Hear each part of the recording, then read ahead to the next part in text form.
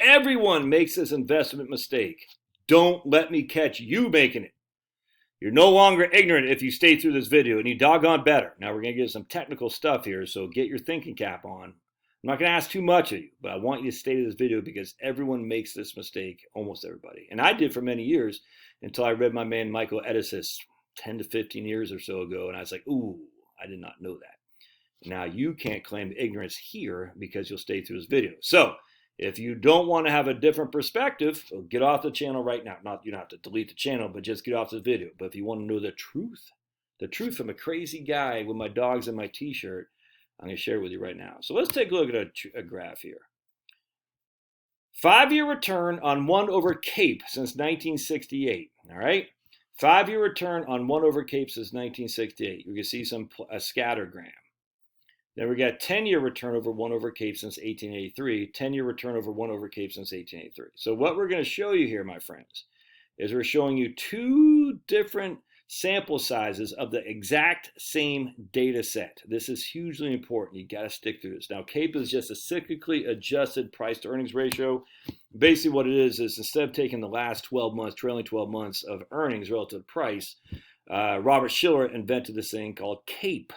And the CAPE says we're going to use the last 5 or 10 years to get a kind of a flattened. So 1 year, the anomaly, we kind of flatten it out. We flatten the curve, essentially. Flatten the curve. 2 weeks to flatten the curve.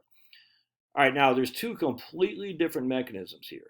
One is we're not going to have any overlapping, none whatsoever. Each 5-year time frame, going back to 1968, is its own unique path. Here we're going to have overlapping. All right, so let me show you what I'm talking about. So if we have overlapping, pause it real quick, and I'll show you what I'm doing here. What you're going to see here, can you see? Yeah.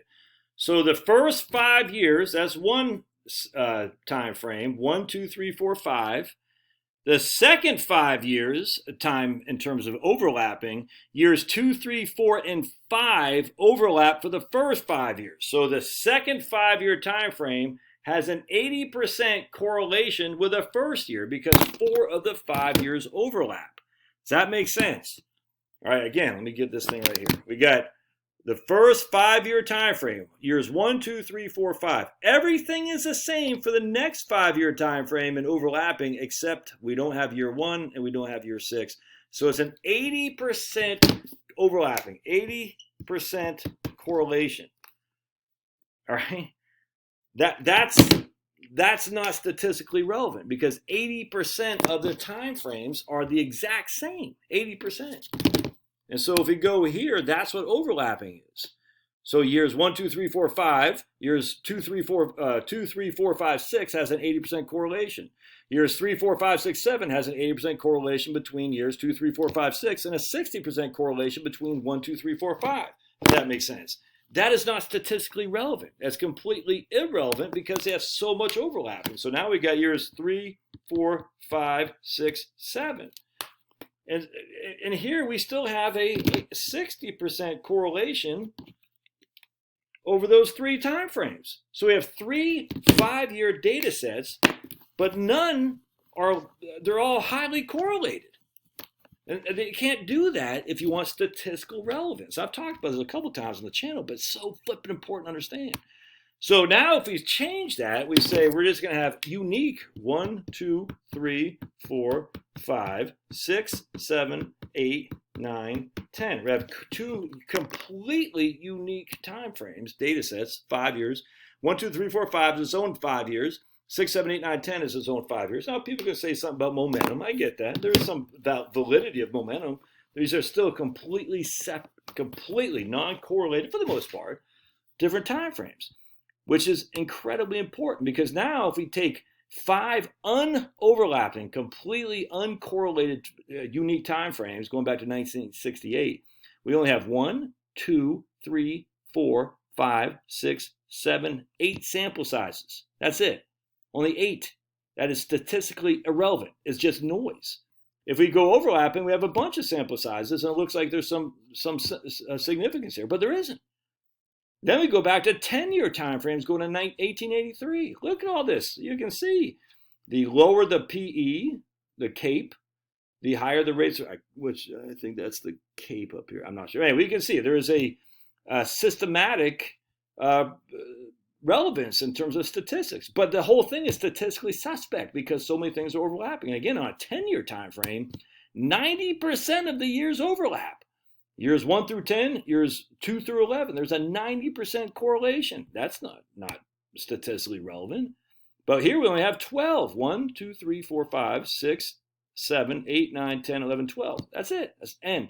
If you were to tell any statistician my N is 12 or 8, they're going to say that's not enough sample size. That's too small. All right, so let's keep going down. It's critically important. All right, so hold on just a second. So in an attempt to combat this issue of not enough data sets, practitioners will often sample long stock horizon returns more frequently using overlapping observations, believing they are increasing their sample sizes.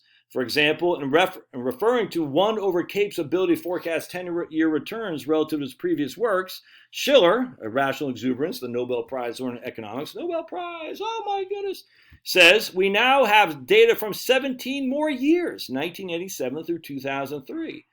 And so 17 new points have been added to the 106 from 1883. So we have 17 more points to add from the 106 we added from 1883 to 2003. Let's see. Okay, let's see. But this is a fallacy. And Shiller's above example because the 1/CAPE is highly persistent. Only 2, not 17 non-overlapping observations have been added. So the future 10-year returns have 9 years in common. So even if stock returns are serially independent through time, the 10-year return in adjacent years will be 90% correlated by construction. You can't have that, man. Shiller's swarm effect, visible in figures, that's the swarm effect. Look at all those data sets we have. Is just a smattering of independent data points, 12 to be precise.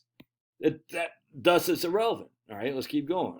So people will say we're going to use annual, monthly, weekly, or even daily trading within our 5-year time frame to say, look, we're looking at 11,440 data sets within each and every 5-year time frame.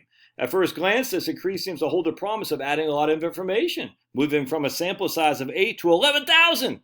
The problem is that the 5-year returns from one day to the next have a 99.92% correlation. It's statistically irrelevant.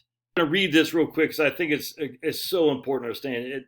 You don't kill yourself if you can't follow it. But it's important. Basically, the distribution of the coefficient estimator of the non-overlapping regression widens greatly as the horizon increases from j equals 1 to 60. So here we go. All right, here's a distribution. And this is, as the return horizon lengthens, the chance of observing betas far from the true value of 0 greatly increases. This is not all surprising as the number of observations decreases from 600 to 10. Consistent with the above intuition, however, figure 2, shows that distribution of the estimators using overlapping observations is not much tighter than the non-overlapping case.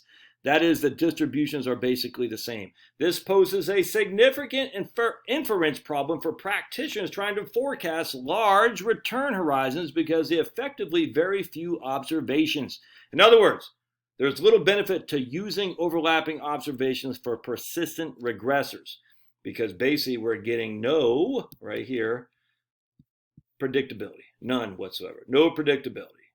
We got T, we got the number of, let's see what they say. So we have 1 day, one year, 2 years, 3 years, 4 years, or is this 1 month? It might be 1 month. 50 years of data. Yeah, we got actually, is that 1 month or 1 year? 1 month. We got 600 trading times. We have 50 years of data, 12 months in there, so we got 1 month. If we have non-overlapping observations month over month, we'd have 600 observations, or N would be 600. If we have 12 months of data, essentially for every, 5 years? Yeah, 50 years. If we have 50 years, so each we have literally 12 unique months, 50 times, we have 50 data sets. It's still bordering on statistically still significant, but slowly down here, now it's not statistically significant. Now we got 25 non-overlapping observations for 2-year time. All right, so this is 1 month, this is 1 year, this is 2 years, this is 3 years, this is 4 years, this is 5 years, this is 10 years. So basically over 10 years, we only have 5 non-overlapping observations. That's not statistically significant. Over 5 years, we have 10 non-overlapping observations. Again, that's month by month. We have no months correlating. That's not statistically significant. It's just not. And as such, you can't use it. You can't use it to give you any future context whatsoever.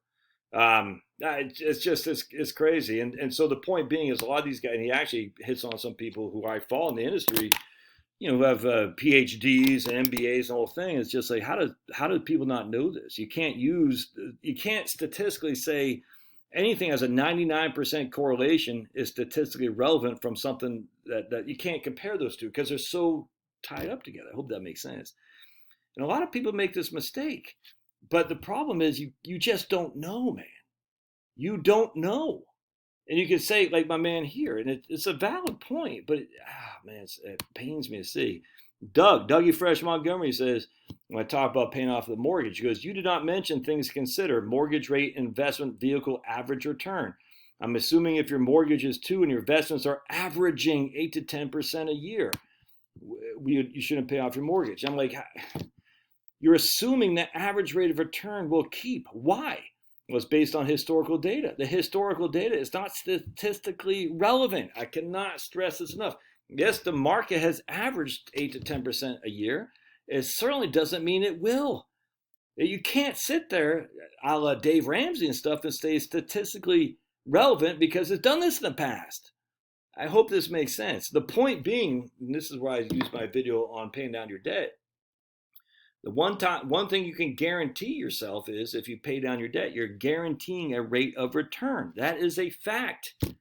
You just don't know what the future is going to be. And you cannot base it on the past.